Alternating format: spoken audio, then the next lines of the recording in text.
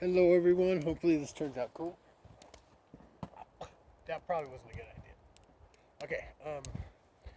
Whew. Wanted to talk about a couple things. We're going to talk about some mysteries. The Russian hikers. There's a incident that happened. Was it the 80s?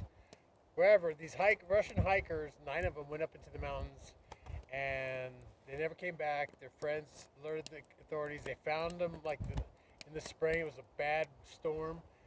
They found the tent all shredded, and they found the bodies in different parts, all in their underwear. Like they just jumped out of bed and ran.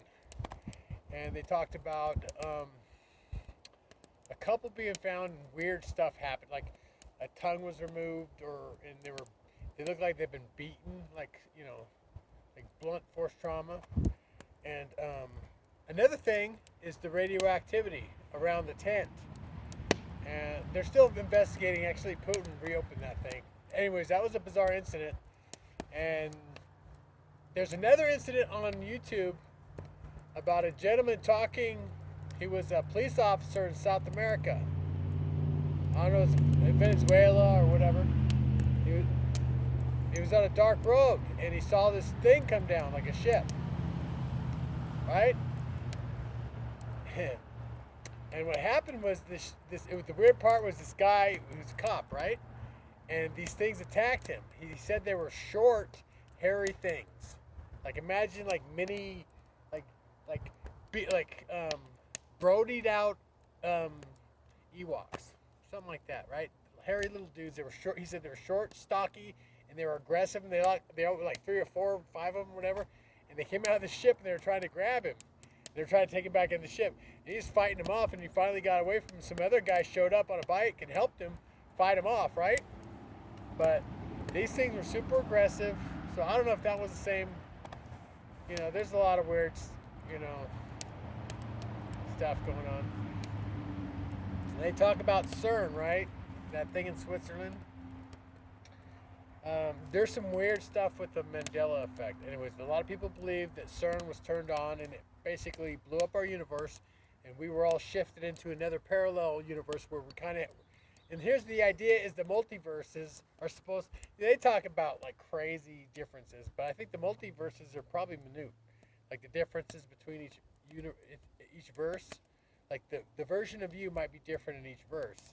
You might live longer. You might be more rich or poor as far as different verses.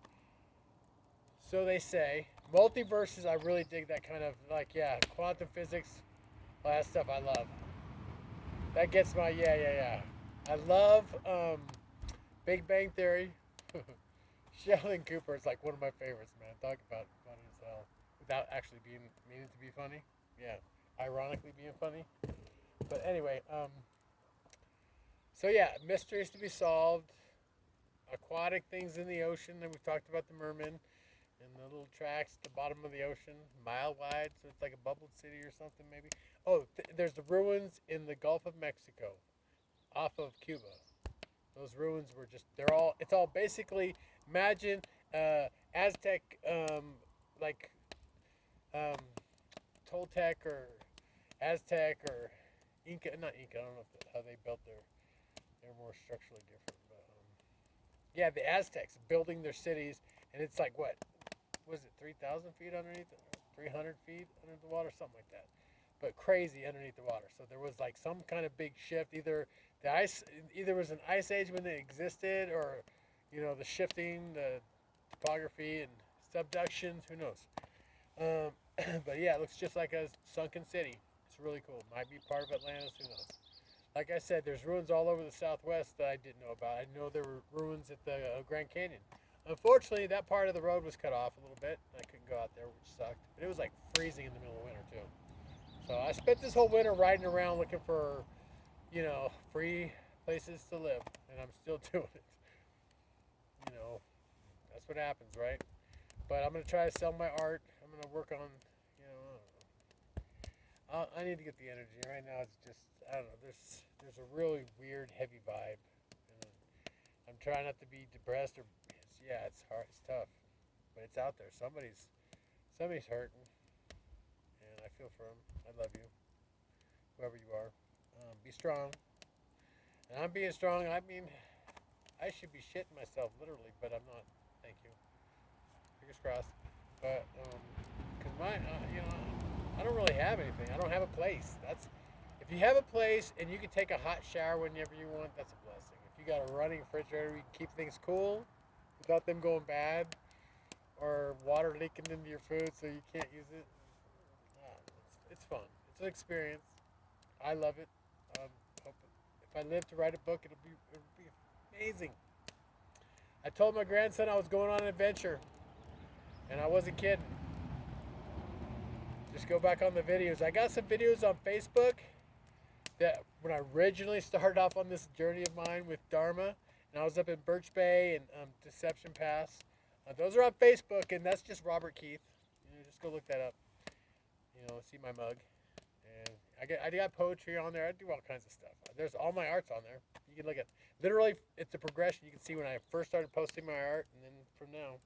So that's kind of cool. You could actually. It's funny because I'll go back and I'll actually see the progression of my work, and as I got better, it's kind of cool. And my techniques.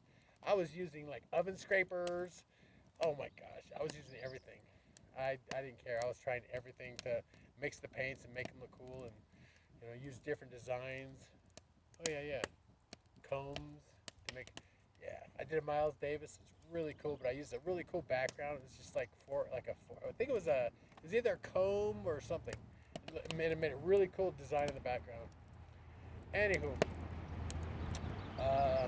that's it. I'll talk about more cool stuff. I did a lot of research. Right now, I couldn't bring up a lot of the names like with the Russian incident because I don't have any Wi-Fi. So I'd love doing a little more research before I actually start talking about. But I have memory on things, and I love talking about that kind of thing.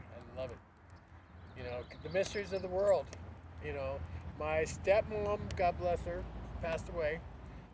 She was a bit heavy into the past life stuff, and apparently she went to a psychic, and the psychic said we were brothers and sisters in Atlantis, and I was probably her little brother because she was picking on me pretty hard. So but that's what she thought. We were brothers and sisters in Atlantis.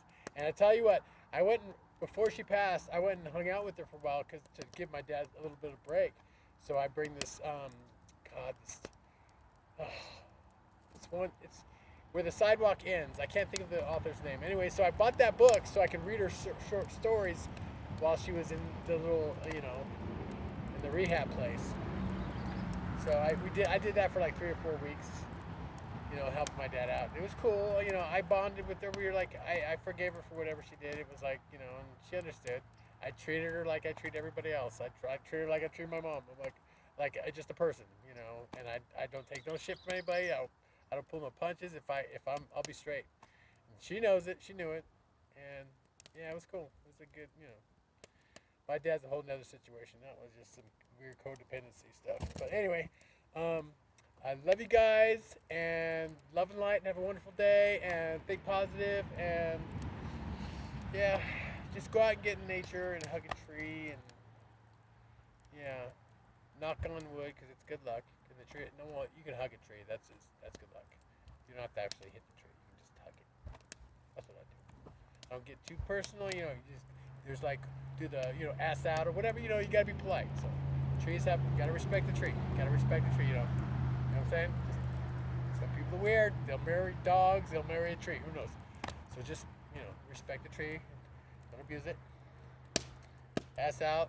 5-second hug rule. So anyway, love you guys. Have a wonderful day. Okay, bye. And